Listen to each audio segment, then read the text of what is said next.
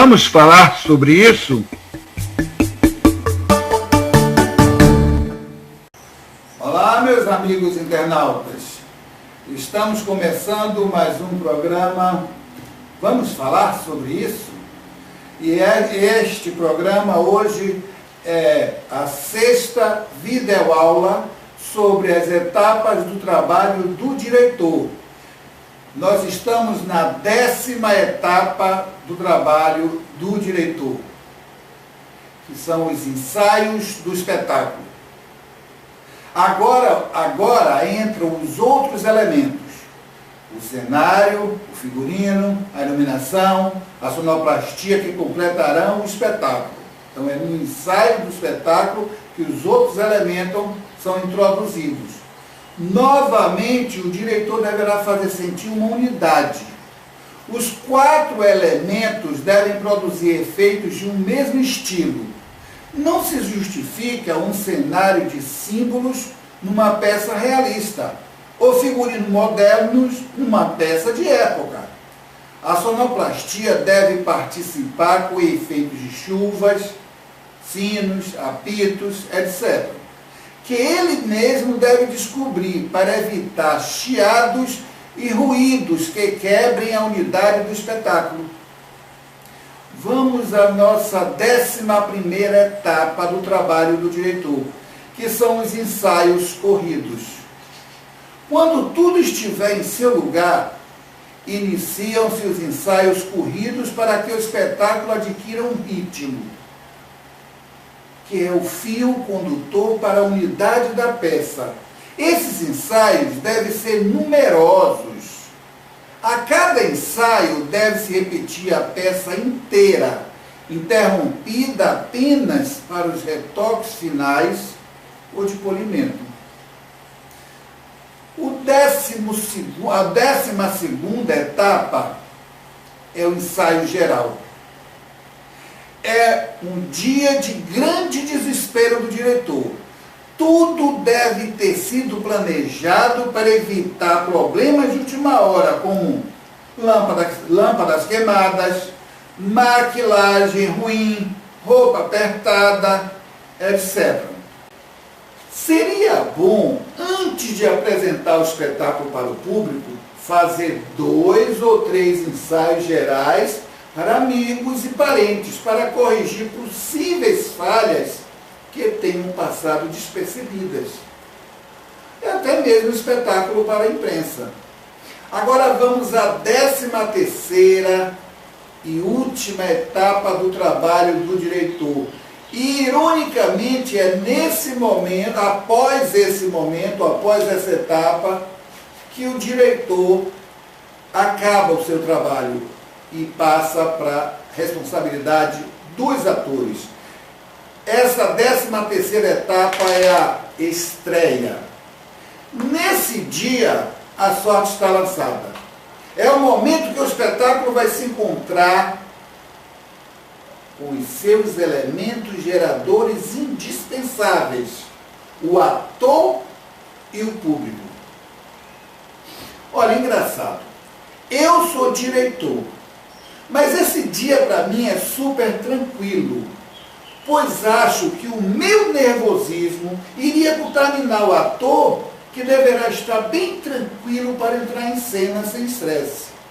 Eu gosto de deixar o espetáculo pronto pelo menos uma semana antes e ficar só passando para a gente ir ajeitando pequenos concertos e fazer uma estreia tranquila. Mas isso é uma particularidade de Romário Machado. No geral, isso não acontece. A maioria dos diretores ficam loucos, arrancam os cabelos e começam a gritar, mas eu não gosto desse tipo de estreia. Para mim tem que ser muito tranquila para que o espetáculo corra, de repente até sem nenhum erro. Mas agora vamos a uma entrevista maravilhosa que eu consegui fazer com a atriz e diretora, também professora da Escola de Teatro da Universidade Federal da Bahia, Meran Vaz. Aperta o play, produção. Dando continuidade ao nosso programa, vamos falar sobre isso. Nós estamos aqui no palco do Teatro Martim Gonçalves, da Escola de Teatro da Universidade Federal da Bahia. E do meu lado está a professora, diretora e atriz Meran Vargens. Meran, antes de mais nada eu queria agradecer. É um prazer enorme ter você, Meran Vargens, no nosso programa. Tá bom? Tá bom. Agora, Meran, eu queria que você me respondesse uma coisa. Quem é Meran Vargens? Rapaz, essa pergunta é complexa, né? Partindo de você... Dizem que a gente passa a vida tentando descobrir quem a gente é, né? Bom, mas de um modo geral, eu trabalho com teatro, eu sou atriz, diretora e educadora, tudo envolvendo o ofício do ator e o trabalho com o teatro. Inclusive esse aspecto meu de diretora, eu sempre digo que vem pela minha linhagem de formadora. Né? Sou professora da Escola de Teatro desde 1991.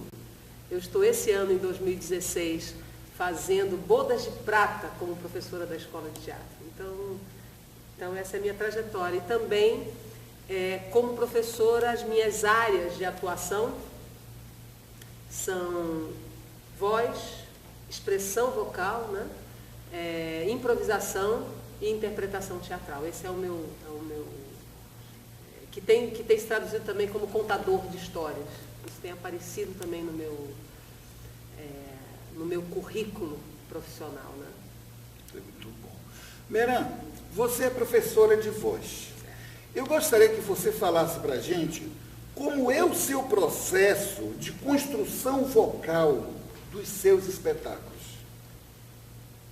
É muito bacana isso, porque você me fazia essa pergunta. Pelo seguinte, eu acho que cada diretor tem uma linha por onde ele acaba se apoiando na sua construção.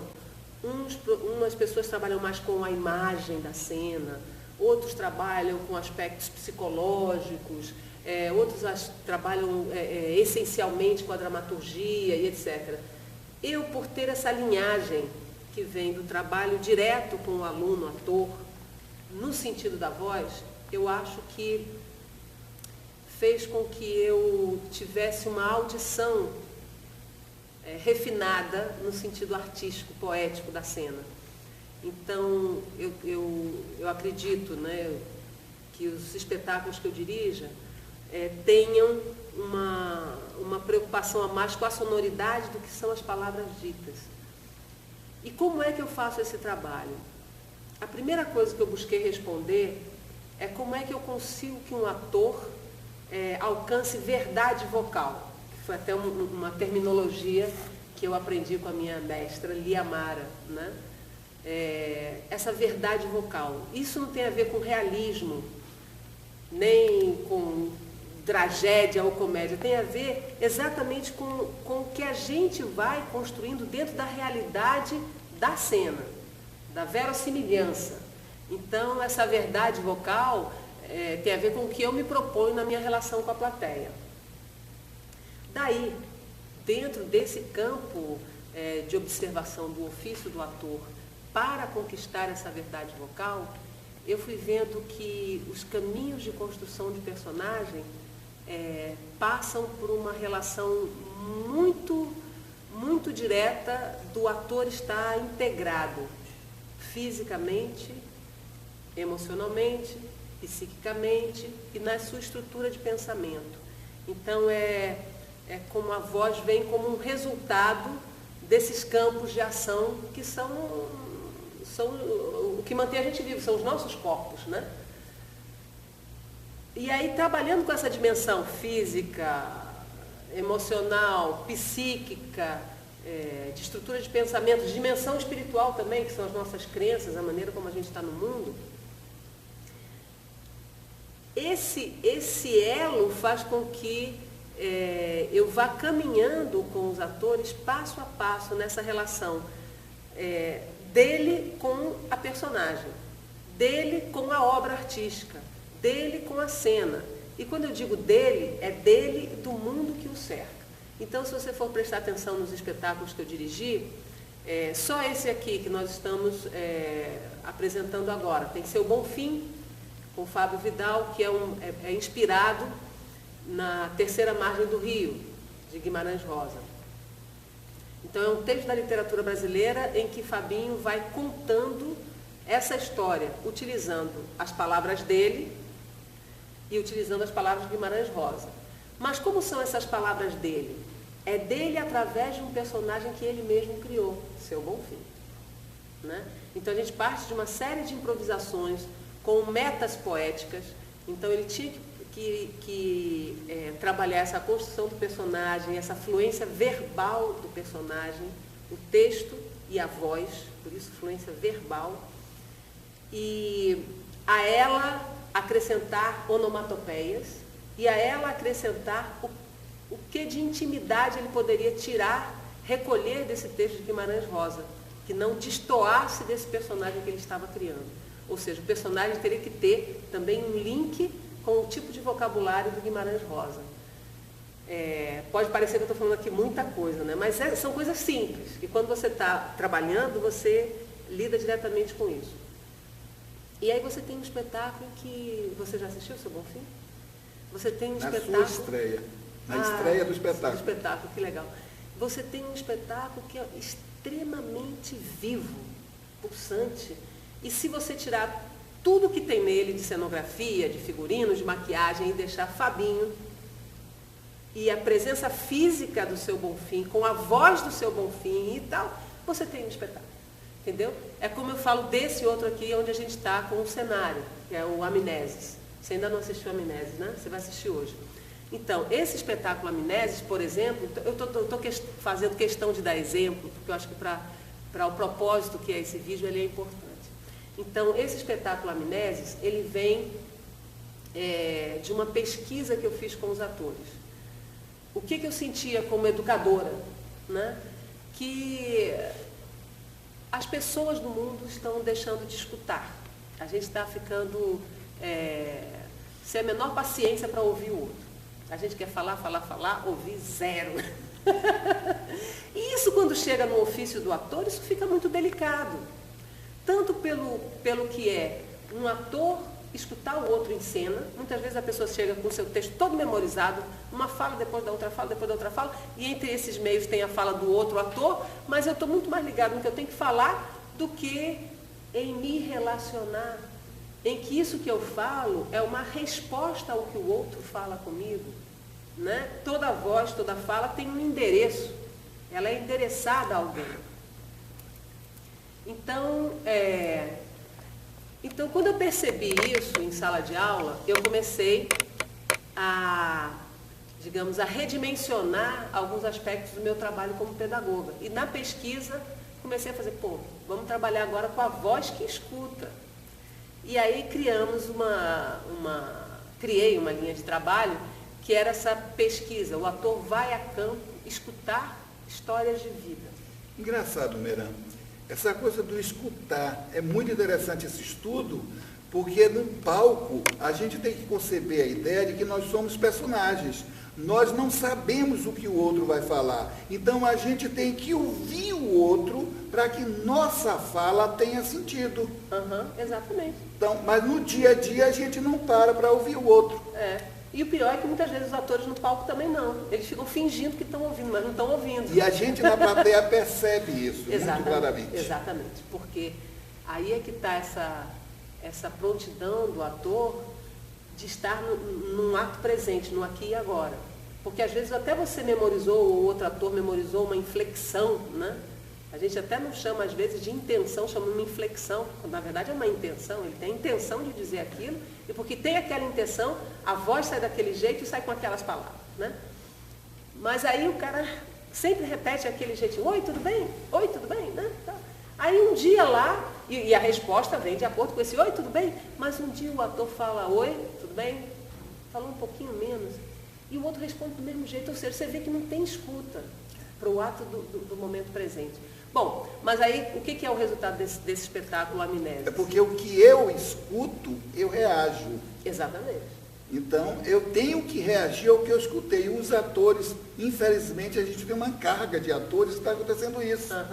Ele simplesmente memoriza o texto e espera a hora dele falar. Exatamente. E isso não é teatro. Isso tira essa qualidade de verdade vocal. A verossimilhança. De verdade vocal. Né? De quando a pessoa soa, a sua voz soar com inteireza com aquilo que está acontecendo no palco. Né? Essa verdade vocal que você fala, na minha visão, ela está muito ligada também à fé cênica. Sim. No contexto geral. Exatamente. A verdade vocal está inserida na fé cênica. É. Isso é muito interessante. E é muito difícil hoje a gente ver ator fazer isso.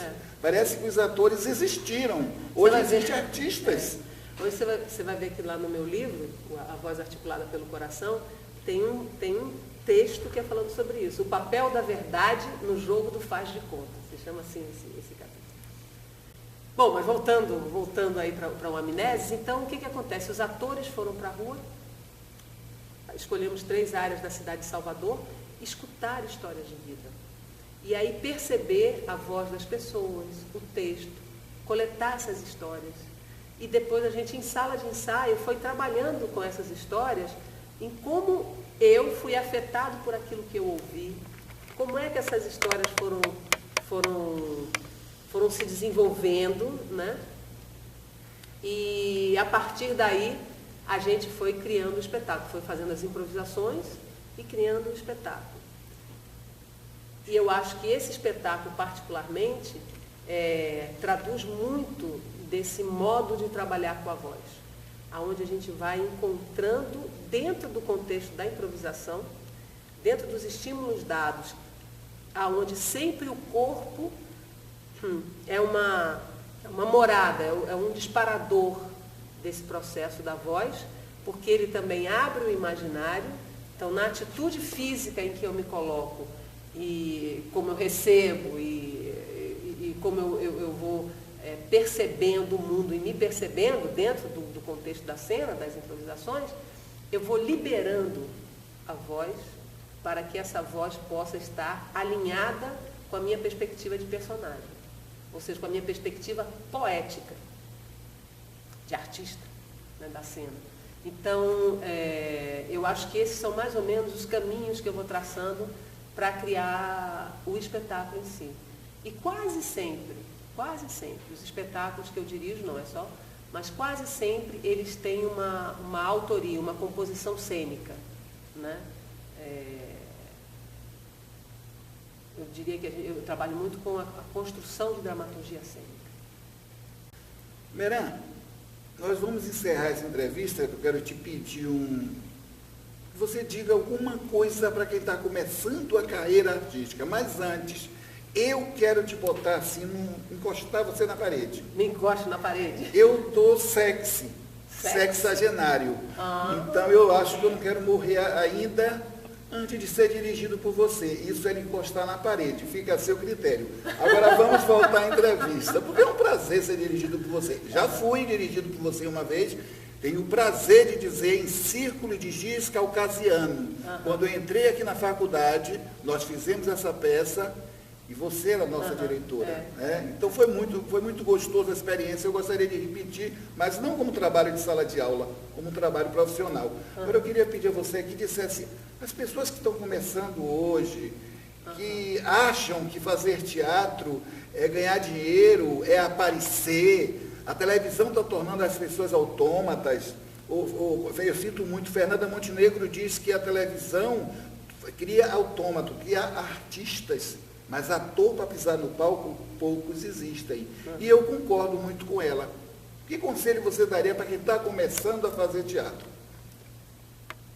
Que conselho? Olha, a primeira coisa que eu digo é se abra, né? Se permita. O ofício é árduo e só segue nesse ofício quem sente muita necessidade dele, né?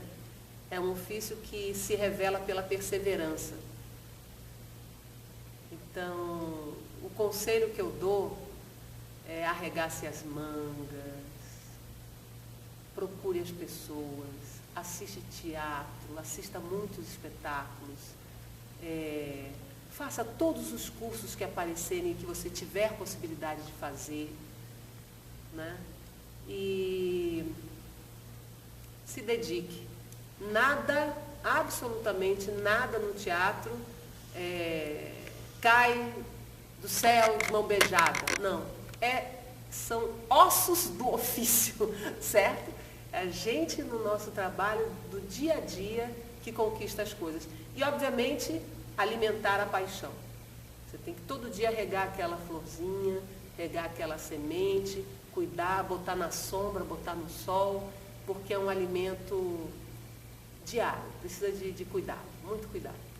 Meran, não precisa lhe dizer a alegria que eu tenho de estar aqui do teu lado depois de tanto tempo, o quanto a gente já se conhece, e eu quero lhe agradecer imensamente a sua participação nesse programa, porque só vai crescer o nosso programa.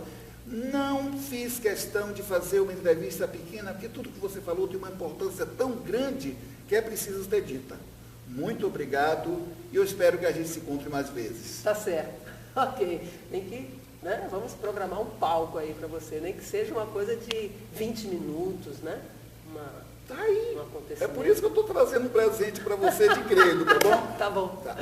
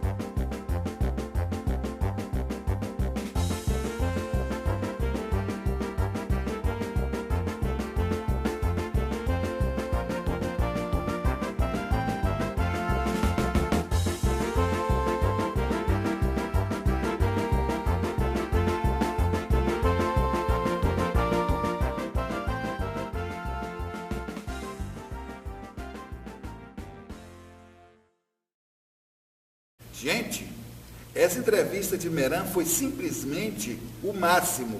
E vamos voltar ao nosso estúdio para encerrar o nosso programa com a promoção do smartphone, ok? Minha querida amiga e mestra Meran Varges, muito obrigado pela sua brilhante contribuição ao nosso trabalho. Foi, supimpa. Um beijão para você.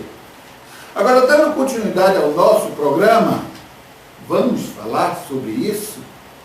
Vamos à nossa promoção do smartphone. O smartphone LG com TV digital e 3 chips. Mas para você ganhar esse smartphone, você tem que responder a seguinte pergunta: Qual o nome do primeiro teatro fundado na Bahia? Qual o nome do primeiro teatro fundado na Bahia? Hoje daremos uma pista para facilitar. O incêndio foi no dia 6 de junho de 1923. 1923. Se você sabe a resposta, escreva para o e-mail, os e-mails que estão passando aqui, rmb45@uol.com.br e espaçoculturalbina@hotmail.com. Lembrando que espaço é sem cedilha. Já temos uma lista de pessoas que acertaram a resposta. Eu quero mandar um abraço aos participantes: Noemi Corrêa, de Pariqueraçu, Nelson Machado, de Salvador, Sueli Costa, de Feira de Santana, Bahia, Cornélio Osvaldo, de Santo Amaro, na Bahia, Angelina de Jesus, de Ribeira do Pombal, também na Bahia, e Antônio Soares, de Extrema, Minas Gerais. Extrema é uma cidade que faz divisa com São Paulo. O pessoal está participando. Agora, se você quiser divulgar o seu trabalho de arte, até mesmo participar aqui, dando uma entrevista para engrandecer o nosso programa, você pode ligar para a produção diretamente pelo fone zap 98181 1740. Também passando aqui, ó, 98181 1740. E fale com a nossa produção. Eu sou Romário Machado, um beijo a todos e até o nosso próximo programa. Vamos falar sobre isso?